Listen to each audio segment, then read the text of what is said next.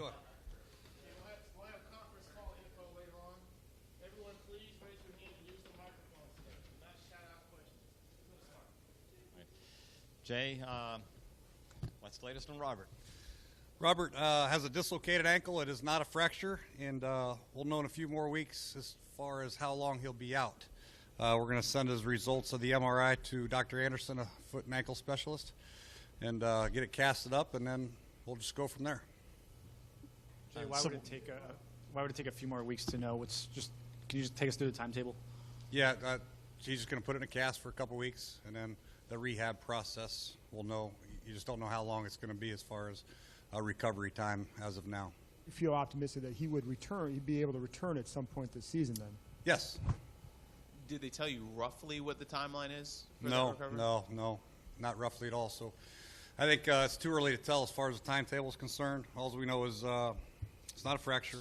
We're going to put the cast on it for a couple weeks, get more results to the Dr. Anderson, see what he says, and go from there.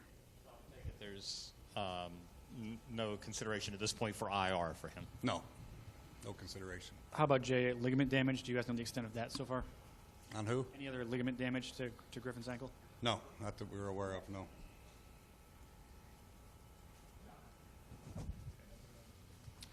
Yeah, just what do you have to change for Kirk? You mentioned yesterday, obviously he doesn't run all the plays Robert runs. What do you do to make this transition as easy as possible for him?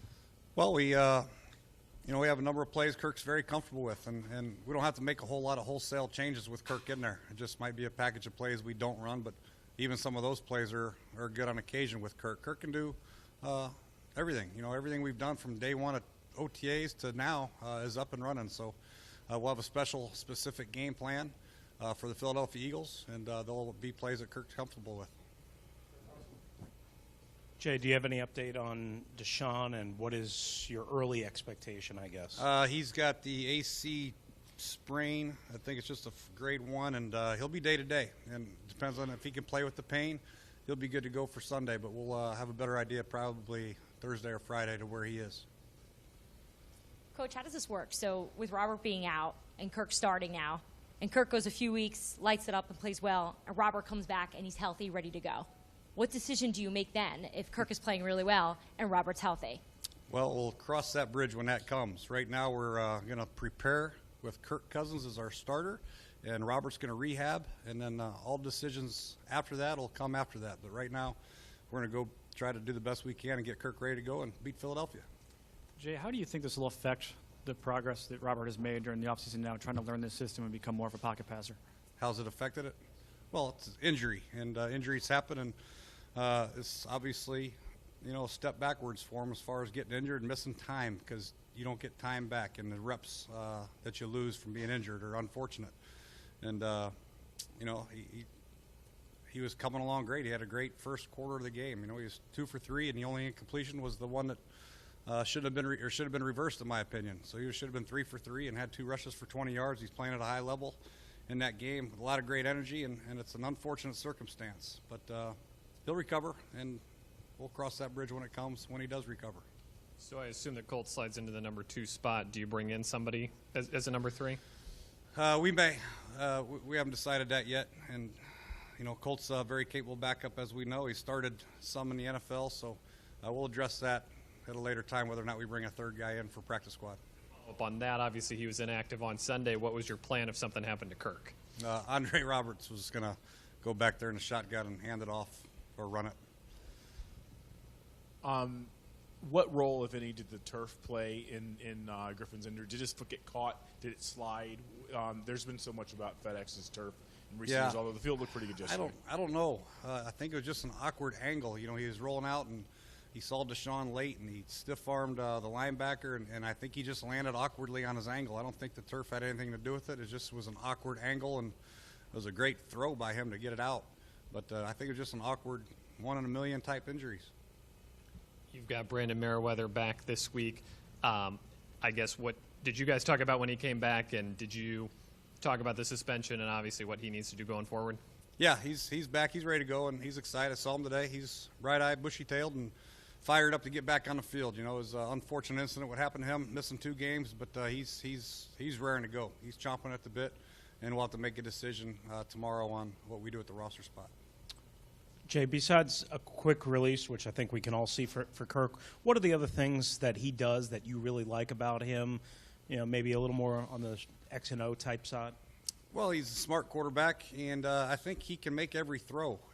You know, he's got a very strong arm. He can throw the deep balls, as we saw yesterday, and he's got good medium accuracy and touch, and obviously he's got short accuracy and touch. The big thing for him is playing and handling the pass rush and handling the blitzes and the protections, which he hasn't had a whole lot of reps at.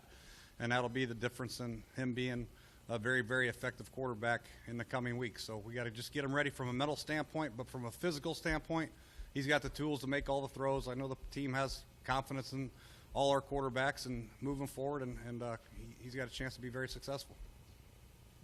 If not too much changes in the playbook, does a lot change for how the other guys practice or what you need of them? Does your focus on the run game change in any way? No, our game plan will be our game plan, and nothing's going to change really whatsoever. If we see that we can run the ball, we're going to try to run the ball every week, no question about it, but there's nothing that will really change with Kirk at quarterback, and these guys have practiced all our plays from day one, like I said, when I first got here, and they both handled it very well, Colt included, all three of them, so there's not going to be a lot of change moving forward with Kirk. Jay, to speak to that, I mean, Kirk's been a pocket passer, been in a pro-style offense since he got to Michigan State. It's been 6-7 years for him now. Was he, your idea of a quarterback, is he more inherently in line with that in the sense of trying to build an offense there? Is he more capable of doing some of the things because he has that experience that Robert didn't necessarily have? Well, Robert threw from the pocket at Baylor quite a bit. He won the Heisman, so he did some good things in the pocket, and he did some good things his first year here. A quarterback, you know, skill set is different from one quarterback to another, and Kirk might be your more standard prototypical quarterback as far as pocket passer is concerned, but Robert has all those traits to become a great pocket passer also, plus he runs a 4.3, so there's nothing wrong with that. But, you know, I think moving forward, they both have a great skill set to play the position, Colt included, and we're very fortunate. Not many teams have 2-3 quarterbacks that they can, you know, count on in game-type situations. We're one of the fortunate teams that have them, and we're lucky to have them. Now it's just Kirk's opportunity to play, and I imagine he's chomping at the bit, and he'll take advantage of his reps. Jay, your first-time NFL head coach. You're only in week 2, and you already lose your starting quarterback. What was last night like for you? Well, you know, you're sick about it because you spend a lot of time with Robert getting him ready, and you watch how much passion he has for the football game and how seriously he takes his job and what kind of will he has to succeed. And he's such a great kid on and off the field that you hate for something like this to happen to somebody. And it's really a sad deal because I know how much he wants to be great. But this is just a bump in the road for him. It's another little bit of adversity he's going to have to overcome. And part of being a quarterback, like I've said, is your mental toughness and your ability to overcome adversity. And he's done it in the past. He'll do it again. And we have total faith that he'll bounce back and be as good as ever soon. The progress on your other injured guys, Roy Halou, Sean Laval? Yeah, Roy's going to be day-to-day. I think he's fine. Sean's fine. He walked off the field. He just had a little knee soreness. He'll be fine. Tracy Porter's getting better. We'll get a little bit more time from him this week and maybe be ready for Philadelphia or the Giants. So we'll see. Do you worry with Robert? This is a second major leg injury in 3 years. He's left the game 4 times in his career because of an injury. Do you worry about, one, how this will affect his game going forward, and 2, just about the durability? No, it's unfortunate. You know, it is, and the more injuries mount on him, it just becomes an issue, I guess, from a lot of people that think his durability is in question. But this unfortunate injuries, you know, an unfortunate knee injury, and this was a fluke deal where he's rolling out and got his ankle caught in the ground in an awkward way. I don't think it speaks to his durability. I think they're just fluke injuries, and they happen from time to time to certain players. And hopefully when he recovers from this, it'll be the last one he ever has. Hey, Coach. Looks over the last couple of seasons, Kirk has been great as a backup coming in during games. When he's been named the starter and goes into a game as a starter, he's struggled. You know, how do you combat that, and how do you see him, you know, in this stint here?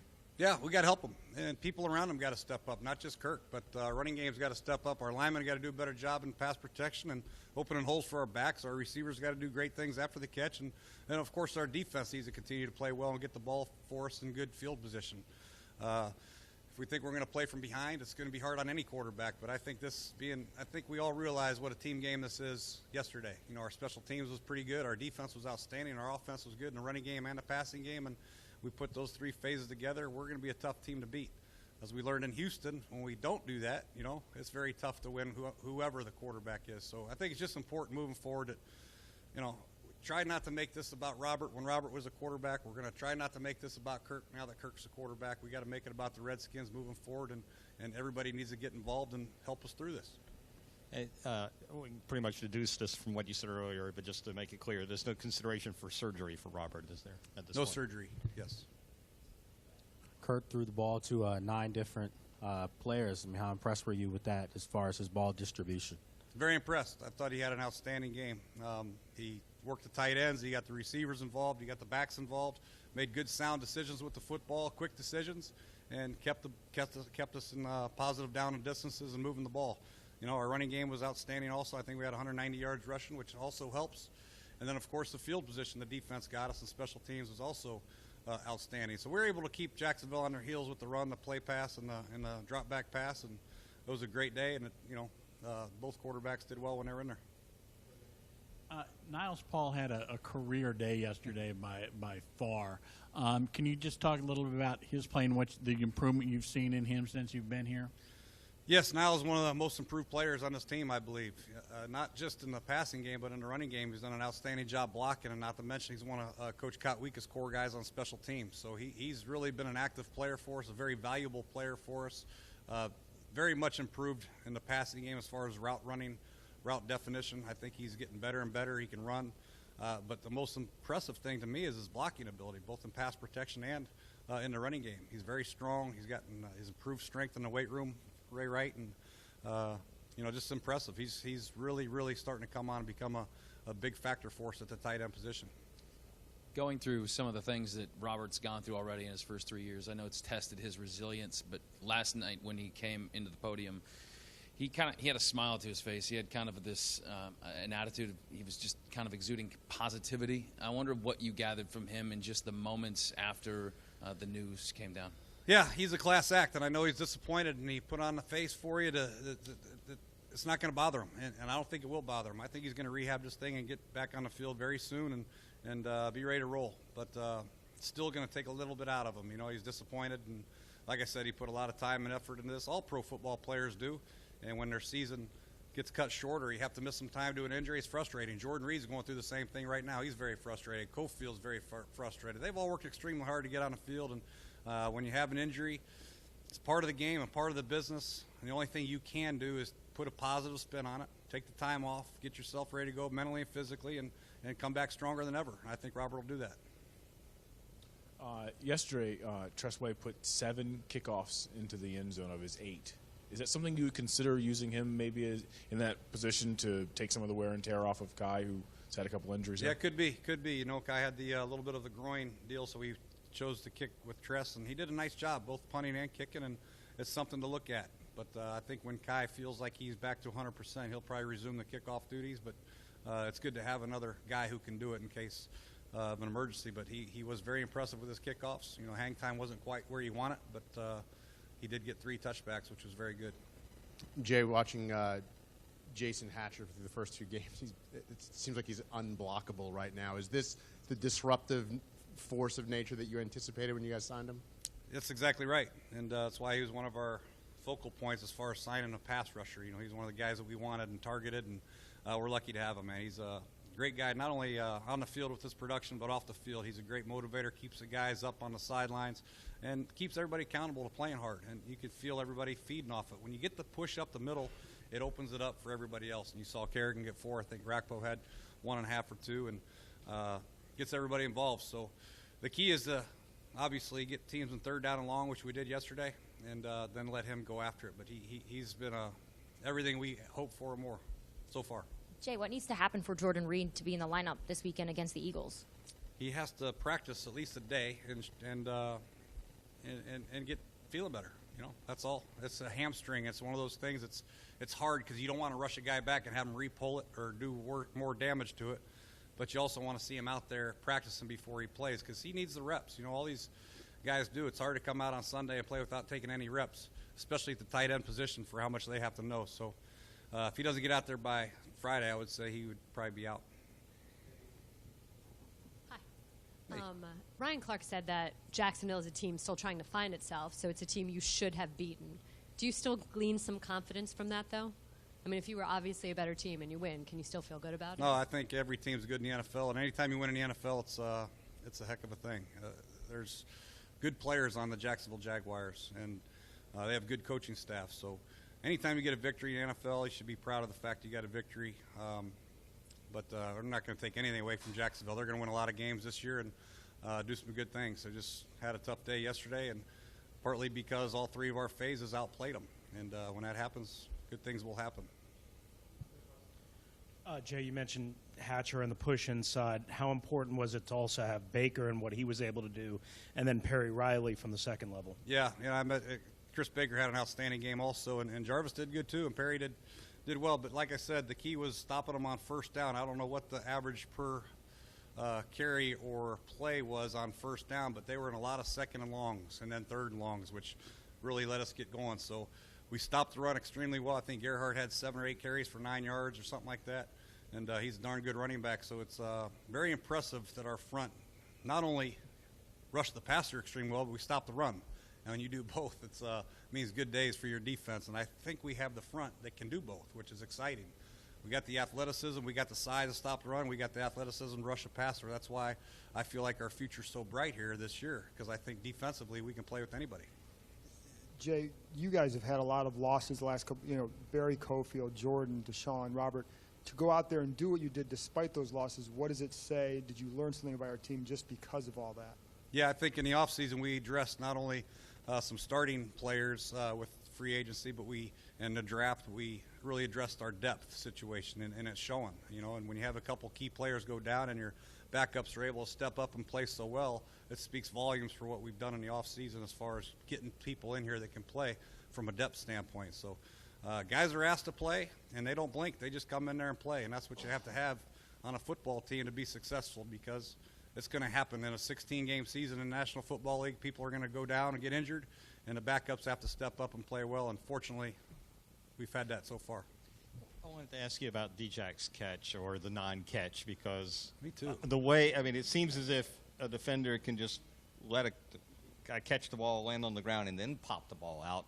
I wonder what kind of explanation you got, and is that one you're going to turn into the league for? Yeah, we're going to turn in the league. I don't know. I thought he was down, but I threw the flag. I'm 0 for 2 throwing the flag, so we're going to wait on that explanation. We're sending it in the league. We'll wait on the explanation when we get it back. But I thought in the field of play, in the end zone, I know you have to maintain possession throughout the whole body of the catch, but out in the field of play, I thought it was a catch down by contact, plays over. And when as horrible as the hit was for Darrell, was that the defensive player definition when you're looking at that? Obviously, that call went your way, but was that a clear call in your mind? No, not really. It was an unfortunate deal. I think it was a bang-bang play, and fortunately for Darrell, he didn't have anything seriously wrong with him. He's sore back and sore chest today, but as far as the referees are concerned on that call, it's a bang-bang play, and that's the way they saw it. I think they thought it was a defenseless player, and we just had to go with it. We had another issue with that. Chris Baker had a hands to the face, and a couple key calls. We just have to keep monitoring that. Akeem Davis had one on a punt. You know what I mean? We got to lower his target, and it's a factor, and we have to just maintain and keep talking. D. Hall had one capping off, and we just got to keep talking about it. Those penalties are very big, and we can't give the referees any reason to throw those flags. We just got to keep coaching up, lowering the target, and going from there. In all your years as an offensive player and coach, have you seen a defensive effort or been part of one like that yesterday? I was my first year coaching with my brother in 2002. The Buccaneers had a pretty good defense with Sapp and Simeon and all those guys, so we saw a few of those. But, firsthand, 10 sacks and just the whole defense in general, flying around to the football, the energy that they played with, I haven't seen it in a long time. So just impressed with the whole energy in general. And people talk about the sacks, but the coverage was outstanding by the defensive backs. And the linebackers, Keenan and Perry, they were flying all over the joint. And they don't get any credit very much, as far as the stat people are concerned. But they had a lot to do with the success of defense also. So very impressed with the whole unit. Coach Hazlitt called a great game, obviously, and defensive coaches had those guys ready to play, and it showed. Jay, could you just elaborate on the decision to go to Trenton Robinson instead of Bakari in the second half? Well, Trenton has had a couple good weeks of practice. He's been a special team demon for us, and we thought, after the play at the end of the half, we thought we needed to look at Trenton, give him a chance, see what he could do, and he didn't disappoint. Got an interception and was in on a few tackles and did some good things. He was part of the big play we gave up in the second half, but overall, I thought Trenton did a nice job.